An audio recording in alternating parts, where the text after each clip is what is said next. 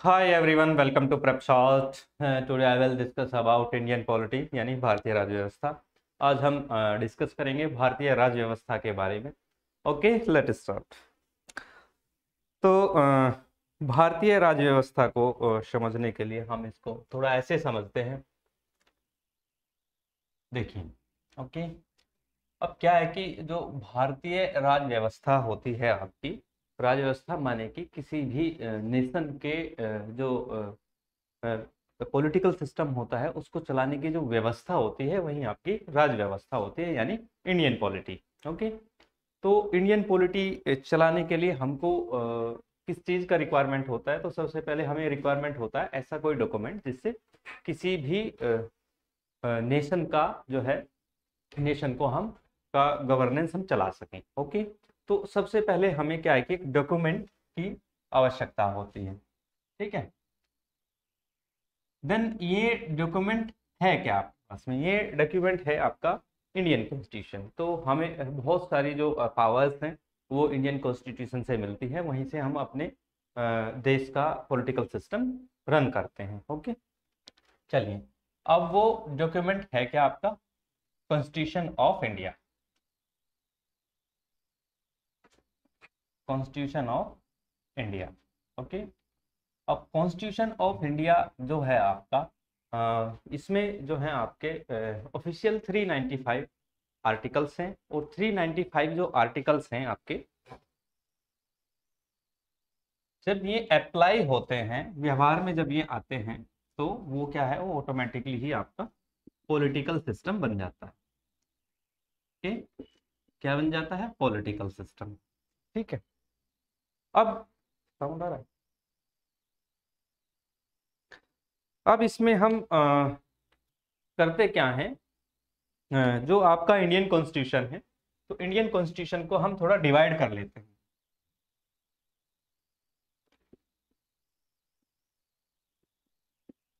Constitution of India, और इसको मैं डिवाइड कर लेता हूं अलग अलग। ठीक है, तो इसको जब हम डिवाइड करते हैं तो इसको ऐसे डिवाइड करेंगे हम। ओके, तो सबसे पहले हम बात करते हैं कॉन्स्टिट्यूशन का। हमारा जो कॉन्स्टिट्यूशन है उसका बेसिक स्ट्रक्चर क्या है? ओके, यानी मूल संरचना हम जिसको बोलते हैं वो क्या है? ओके, ठीक है। दूसरा हम इसको जो है डिवाइड करेंगे, जो गवर्नमेंट है आपकी, ठीक है, एस्टेब्लिशमेंट ऑफ गवर्नमेंट, सरकार का गठन हम कैसे करते हैं वो हम यहाँ पे समझने का प्रयास करते हैं।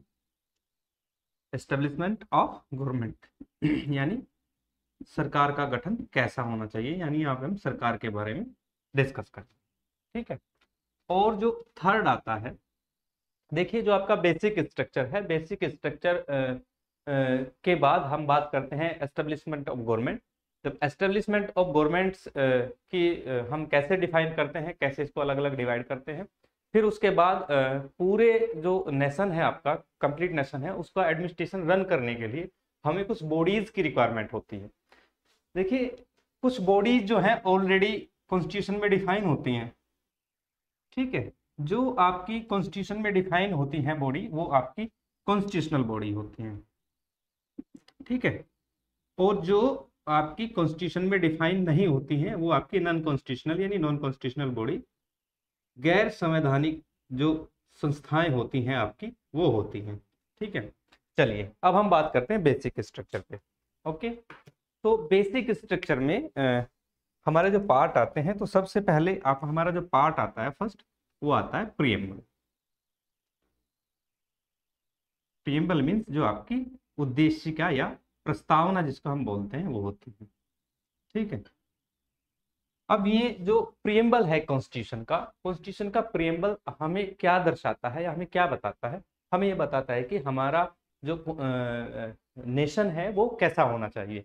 ठीक है, उसमें जो प्रीएम्बल्स है आपका, जिसको हम पढ़ते हैं we the people of India, यानी हम भारत के लोग भारत को एक संपूर्ण प्रभुत्व संपन्न समाजवादी पंथनिरपेक्ष लोकतांत्रिक गणराज्य बनाने के लिए। ठीक है, तो उसमें हमारा जो नेशन है वो कैसा होना चाहिए उसमें बता दिया हमें।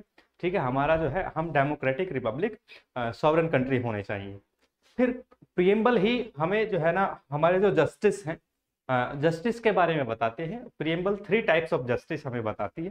फर्स्टली आपका जो है ना सोशल जस्टिस, सेकंड आपका इकोनॉमिकल जस्टिस, ठीक है, और थर्ड इज पॉलिटिकल जस्टिस, यानी सामाजिक न्याय, आर्थिक न्याय और राजनीतिक न्याय। 3 प्रकार के न्याय हमें प्रियम्बल्स में बताए जाते हैं। ओके, सेकंड जो सिटीजन्स हैं, सिटीजन्स के क्या राइट हैं वो भी बेसिक स्ट्रक्चर का पार्ट माने जाते हैं, उनको हम बोलते हैं फंडामेंटल राइट्स। फंडामेंटल राइट्स यानी मूल अधिकार या मूलभूत अधिकार जो सिटीजन्स के होने चाहिए, वो क्या होने चाहिए वो हमें इसमें बताए जाते हैं। ठीक है, तो ये भी आपका बेसिक स्ट्रक्चर्स होता है। ठीक है, तो फंडामेंटल राइट्स में जो आपके जो राइट्स हैं, बहुत सारे राइट्स की हम डिस्कस करते हैं, जैसे राइट टू एक्सप्रेशन, ठीक है, और आपका right to liberty, right to living, सारे जितने भी राइट्स हैं वो इसमें बताए जाते हैं। ठीक है, तो सभी राइट्स को हम इसमें जो हमारे जो फंडामेंटल राइट्स हैं इस पार्ट में हम डिस्कस करेंगे। ठीक है, थर्ड आता है आपका directive principle for state policy. Short में हम इसको डीपीएसपी बोलते हैं, directive principle for state policy, यानी राज्य के नीति निर्देशक तत्व क्या होते हैं, नीति निर्देशक तत्व।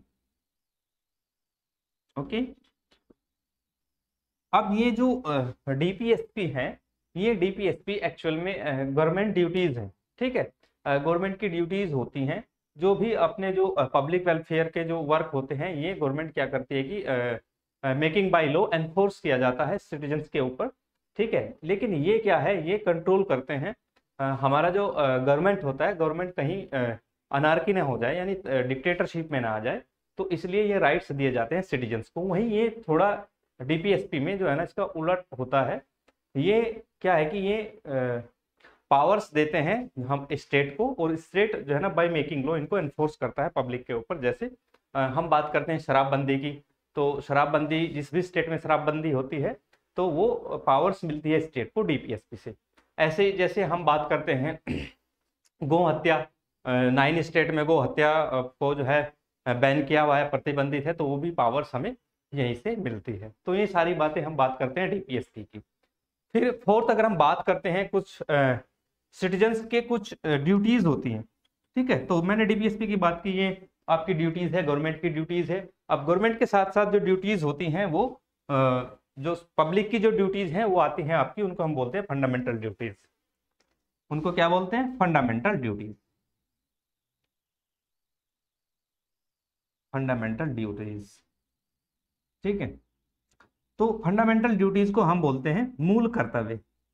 मूल कर्तव्य स्टार्टिंग में जो हमारा कॉन्स्टिट्यूशन था उसमें नहीं थे, बाद में इनको जो है कॉन्स्टिट्यूशन का पार्ट बनाया गया। अगर हम कॉन्स्टिट्यूशन की बात करें, जो प्रीएम्बल हम पढ़ते हैं we the people of India, फिर उसके बाद हम बात करते हैं फंडामेंटल राइट्स की। अगर हम फंडामेंटल राइट्स की बात करें तो कॉन्स्टिट्यूशन में आर्टिकल 12 to 35, सॉरी 12 to 35, ये आपके क्या हैं, यहाँ पे डिस्कस किया गया है आपका फंडामेंटल राइट्स को, यानी मूल अधिकारों को अनुच्छेद 12 से लेकर अनुच्छेद 35 तक आपका डिस्कस किया हुआ है। वहीं अगर हम बात करते हैं डीपीएसपी की, तो 36 to 51 आपके डीपीएसपी आते हैं, यानी 36 से 51 तक डीपीएसपी को डिफाइन किया गया है। इसमें बहुत सारे जो है डीपीएसपीज है, राज्य के नीति निर्देशक तत्व हैं, जिसमें आपका यूनिफॉर्म सिविल कोड की अगर हम बात करते हैं, समान नागरिक संहिता की बात करते हैं। ठीक है, 2 टाइप्स ऑफ आपके कोड होते हैं, एक सिविल कोड होता है, क्रिमिनल कोड होता है। तो अगर हम बात करें सिविल और क्रिमिनल कोड्स की, देखिए कोड्स देखें तो कोड्स 2 टाइप के होते हैं, सिविल एंड क्रिमिनल। ठीक है, अब क्रिमिनल की अगर हम बात करें, क्रिमिनल जो है ना सबके लिए जो है यूनिक है, यानी सभी के लिए जो है इक्वल है क्रिमिनल कोड आपका। ठीक है, लेकिन अगर हम बात करते हैं सिविल कोड की, तो सिविल कोड जो है अलग अलग कम्युनिटी के लिए अलग अलग सिविल कोड है। तो राज्य की ड्यूटी है, जब राज्य को लगे कि हाँ अब हमें करना चाहिए, तो राज्य क्या कर सकता है, बाय मेकिंग लॉ एनफोर्स कर सकता है एक uniform civil code. Criminal code आपके यूनिफॉर्म है, लेकिन सिविल कोड अभी यूनिफॉर्म नहीं। ठीक है, तो ये बातें आती हैं आपकी डीपीएसपी की। आर्टिकल 36 to 51 हमारा डीपीएसपी को डिस्कस किया गया है, इसको हम आगे इसका विवरण करेंगे। अगर हम बात करते हैं, नेक्स्ट आते हैं आपके फंडामेंटल ड्यूटीज, और आर्टिकल 51A अलग से इसमें दिया गया है, और इसमें आपके मूल कर्तव्य जो है सुझाए गए हैं। टोटल स्टार्टिंग में आपके 10 मूल कर्तव्य थे, लेकिन बाद में इनको एक और बढ़ा दिया गया, 11वां मूल कर्तव्य इसमें जोड़ दिया गया। तो ये बात है आपकी बेसिक स्ट्रक्चर की। नेक्स्ट अगर हम बात करते हैं, अब हम बात करेंगे एस्टेब्लिशमेंट ऑफ गवर्नमेंट, यानी सरकार का गठन। देखिए जो गवर्नमेंट चलती है नेशन को एग्जीक्यूट करने के लिए, हमारे पास कुछ यूनिट होती हैं, कुछ निकाय होते हैं। तो उसमें हम बात करते हैं, सबसे पहले आता है आपका, पहली आती है आपकी एग्जीक्यूटिव। ठीक है, एग्जीक्यूटिव माने की कार्यपालिका। ठीक है, अब कार्यपालिका की अगर हम बात करें तो कार्यपालिका में जो है व्यवस्था ये आपकी दो प्रकार की इसमें व्यवस्था दी गई है। फर्स्ट आपकी जो है ना यूनियन एग्जीक्यूटिव है, दूसरी आपकी जो प्रोविंशियल या स्टेट एग्जीक्यूटिव है उसकी हम बात करते हैं। अगर हम बात करें यूनियन एग्जीक्यूटिव की, तो यूनियन एग्जीक्यूटिव जो है आपकी, ये है आपकी यूनियन गवर्नमेंट, यानी सेंट्रल गवर्नमेंट जिसको हम बोलते हैं। यूनियन गवर्नमेंट आपकी यूनियन एग्जीक्यूटिव को एग्जीक्यूट करती है। और इसी तरह स्टेट एग्जीक्यूटिव जो है आपकी, स्टेट एग्जीक्यूटिव को एग्जीक्यूट किया जाता है स्टेट गवर्नमेंट से। ठीक है, राज्य की अपनी जो है गवर्नमेंट होती है और उससे वो अपना एडमिनिस्ट्रेशन चलाती है। तो ये पहला पार्ट है इसका आपका एग्जीक्यूटिव यानी कार्यपालिका। अगर हम ओवरऑल एग्जीक्यूटिव की बात करें तो ओवरऑल एग्जीक्यूटिव का जो हेड माना जाता है वो प्रेसिडेंट को माना जाता है। लेकिन प्राइम मिनिस्टर को जो है रियल एग्जीक्यूटिव का हेड माना जाता है, क्योंकि प्रेसिडेंट को प्राइम मिनिस्टर की सलाह से काम करना होता है। अब हम बात करते हैं, सेकंड आता है आपका लेजिस्लेटिव। सेकंड क्या है आपका? लेजिस्लेटिव। ठीक है, ये शायद इसमें दिखाई नहीं दे रहा है, इसको थोड़ा मिटा देते हैं, इधर ले लेते हैं। ठीक है, इसको बाद में ले लेंगे। ओके, चलिए अब हम बात करते हैं लेजिस्लेटिव।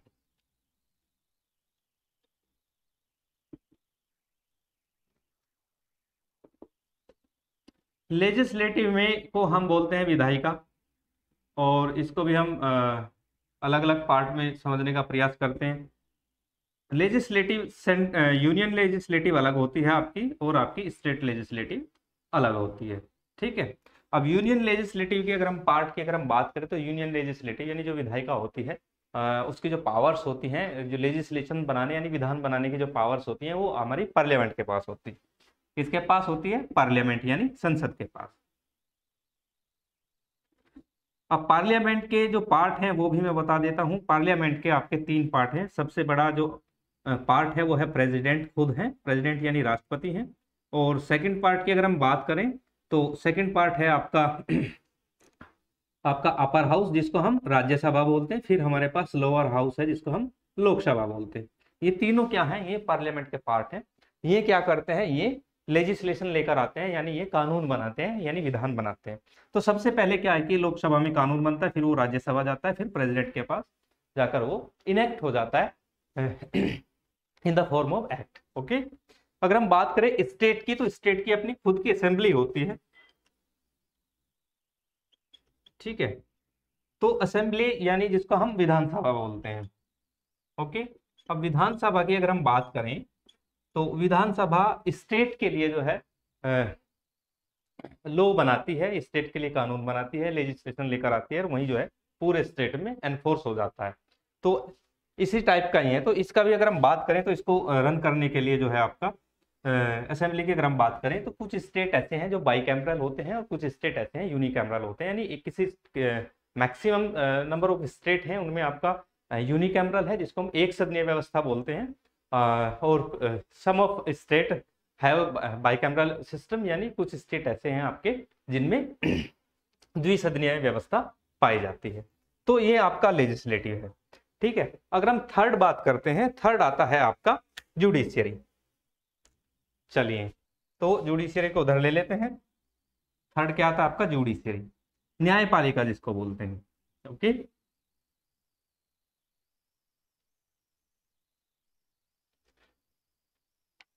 थर्ड है आपका, अगर हम एस्टेब्लिशमेंट ऑफ गवर्नमेंट की बात करें तो थर्ड है आपका जुडिशियरी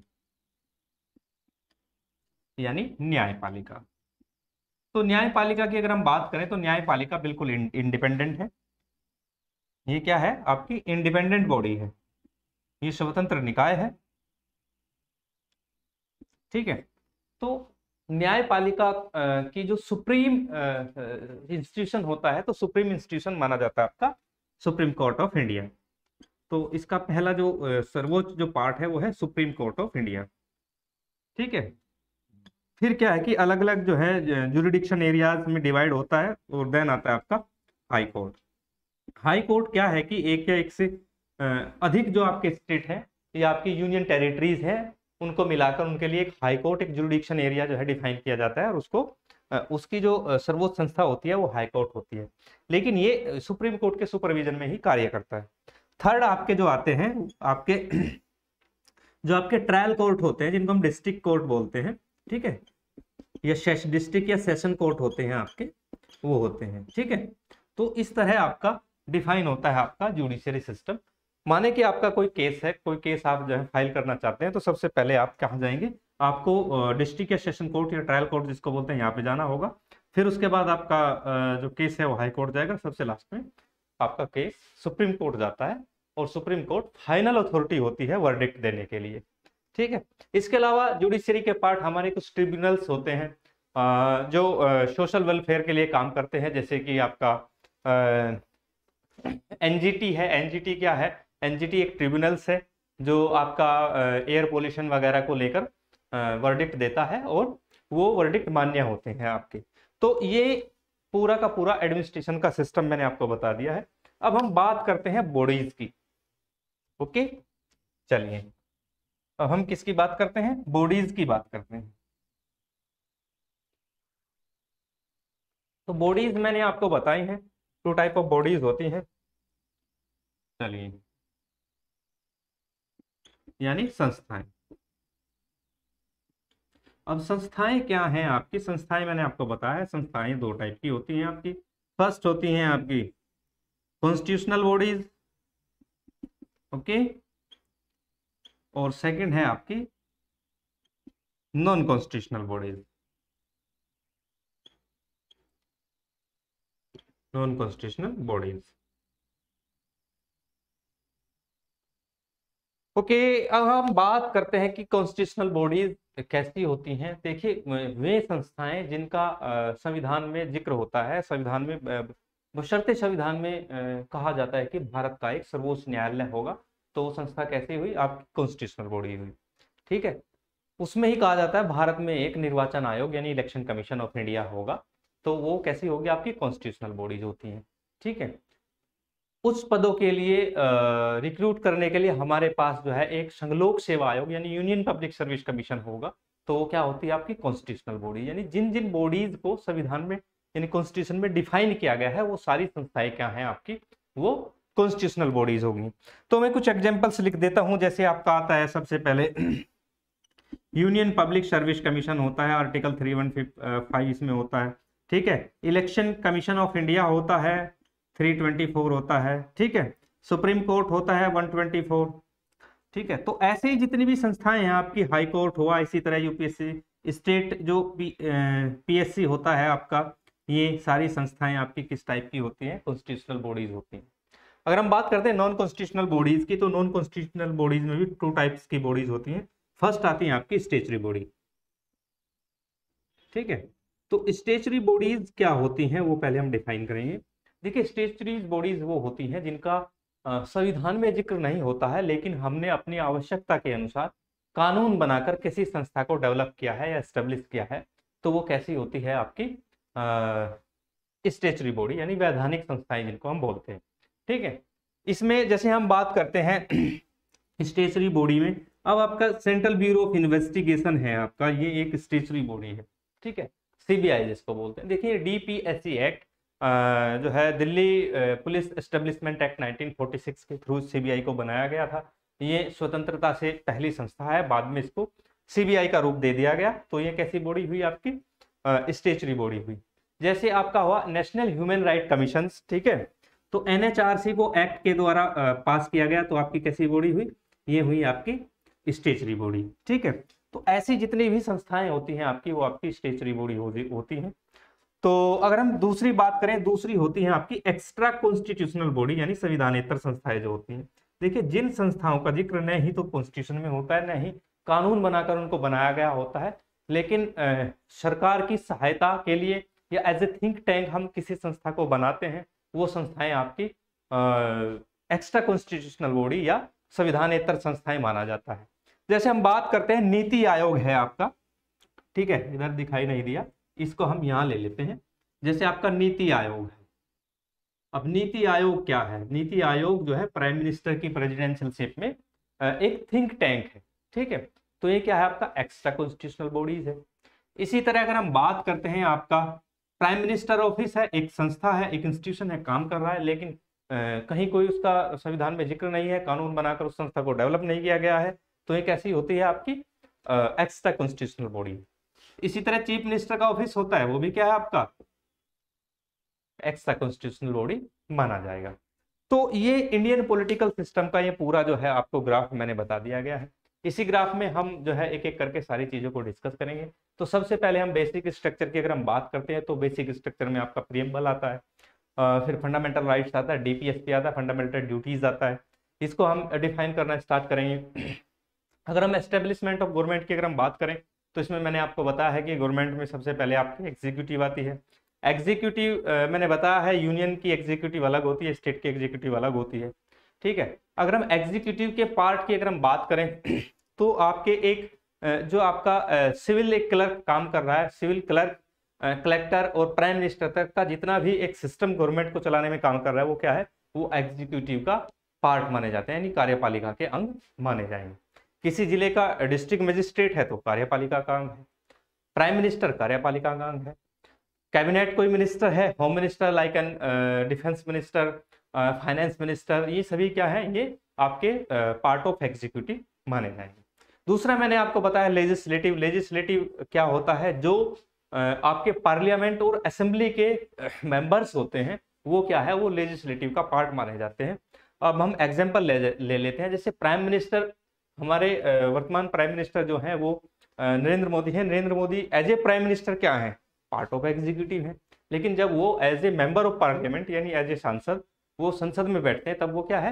वो लेजिस्लेटिव यानी विधायिका का अंग माने जाते हैं, ठीक है। इसी तरह जो प्राइम मिनिस्टर मोदी हैं, वो दोनों के जो एग्जीक्यूटिव और लेजिस्लेटिव दोनों का पार्ट होते हैं। लेकिन वही अगर हम बात करें, एक अगर डिस्ट्रिक्ट कलेक्टर है, वो एग्जीक्यूटिव का तो पार्ट है, लेकिन वो लेजिस्लेटिव का पार्ट नहीं है, नहीं वो लेजिस्लेटिव का पार्ट माना जाएगा।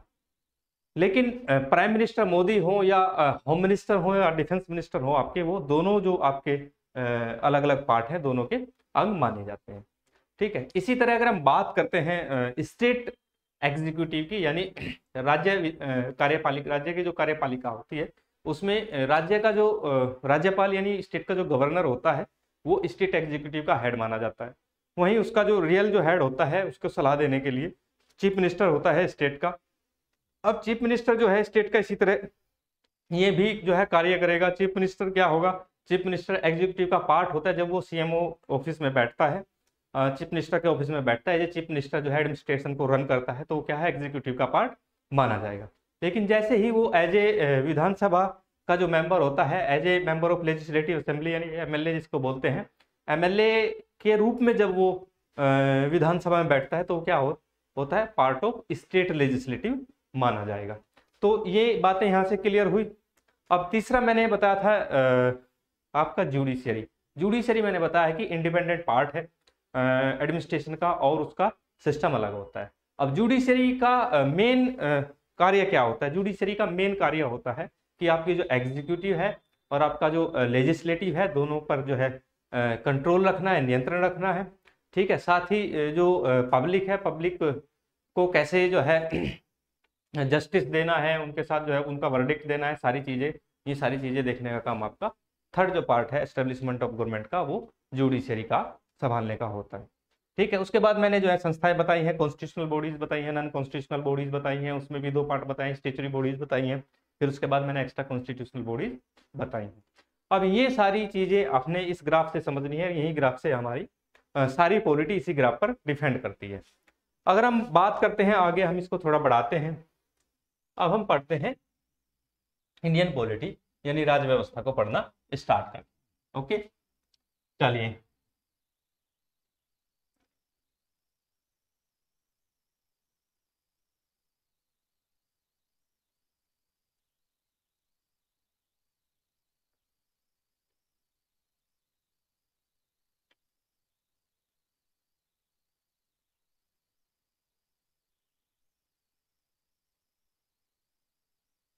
Okay, let start Indian polity या इंडियन पॉलिटिकल सिस्टम। हम इसको कैसे स्टार्ट करते हैं, ये सारी चीजें देखने का हम इसमें प्रयास करते हैं। ठीक है,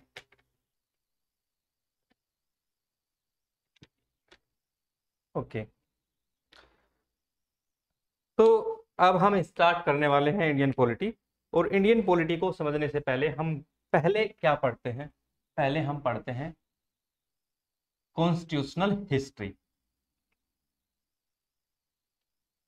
अब कॉन्स्टिट्यूशनल हिस्ट्री इसमें हम सबसे पहले पढ़ेंगे। ठीक है, यानी संवैधानिक जो इतिहास रहा है इंडिया का वो क्या है।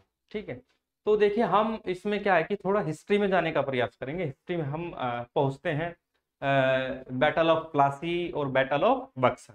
देखिए क्या था कि जब बैटल ऑफ बक्सर होता है आपका 1764 में, 61 हो या 64 हो, I think, sorry 1761, battle of Buxar. तो यहाँ पे क्या होता है कि यहाँ पे जो ब्रिटिश ईस्ट इंडिया कंपनी होती है वो क्या कर लेती है, इनकी फाइट होती है बंगाल जो सल्तनत होती है उनके साथ। ठीक है, तो बंगाल सल्तनत के साथ में इनका जो है बैटल होता है। बैटल होने के बाद में होता क्या है कि यहाँ पे ईस्ट इंडिया कंपनी इनको जो है डिफीट कर देती है और यहाँ से इनकी सिविल जो राइट्स होते हैं, सिविल राइट्स ये ले लेते हैं यहाँ से। ठीक है, और इतना करने में क्या होता है कि ईस्ट इंडिया कंपनी को भारी लॉस होता है। किस टाइप का loss? Economical loss.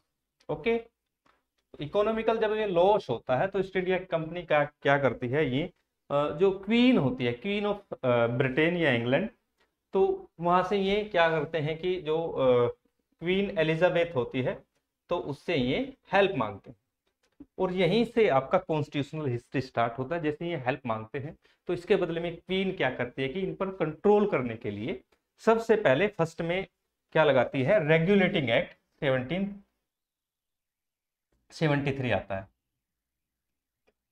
Regulating act 1773। Okay, और ये रेगुलेटिंग एक्ट्स जो है ना, पहला कोई जो है कानून होता है जो इम्पोज किया जाता है ईस्ट इंडिया कंपनी के ऊपर। और यहाँ से ये जर्नी स्टार्ट होती है और ये जर्नी धीरे चलती है। फिर आपके चार्टर एक्ट्स आ जाते हैं, चार्टर एक्ट्स के बाद फिर गवर्नमेंट एक्ट्स आते हैं। और गवर्नमेंट एक्ट्स में जो सबसे लास्ट वाला जो एक्ट होता है वो होता है आपका Indian government act 1935। Indian government act 1935। Okay, अब ये जो इंडियन गवर्नमेंट एक्ट 1935 होता है, यहीं से हम जो है ना मैक्सिमम कॉन्स्टिट्यूशन का जो बेस माना जाता है, ऐसा माना जाता है कि 60% जो बेस है, जो क्लोज हैं, वो मैच करते हैं इंडियन कॉन्स्टिट्यूशन के इंडियन गवर्नमेंट एक्ट 1935 से। ओके, तो ये जो जर्नी है जो 1973 से स्टार्ट होती है और 1935 तक ये आती है, ये आपका क्या है, ये आपका कॉन्स्टिट्यूशनल हिस्ट्री होता है। ठीक है, तो इसमें हम क्या करते हैं कि नेक्स्ट लेक्चर में हम क्या करेंगे, हम एक एक करके जितने भी इसमें एक्ट आए हैं सभी एक्ट को इसमें स्टडी करने का प्रयास करते हैं। फिर चीजें जो है धीरे धीरे समझ आती है कि इंडियन कॉन्स्टिट्यूशन का जो निर्माण हुआ वो कैसे हुआ। ये सारी चीजें हम यहाँ से पढ़ने का कार्य स्टार्ट करेंगे। ओके, तो आज के लेक्चर में इतना ही। नेक्स्ट लेक्चर में हम जो कॉन्स्टिट्यूशनल हिस्ट्री है उसको डिफाइन करेंगे। Okay, thank you.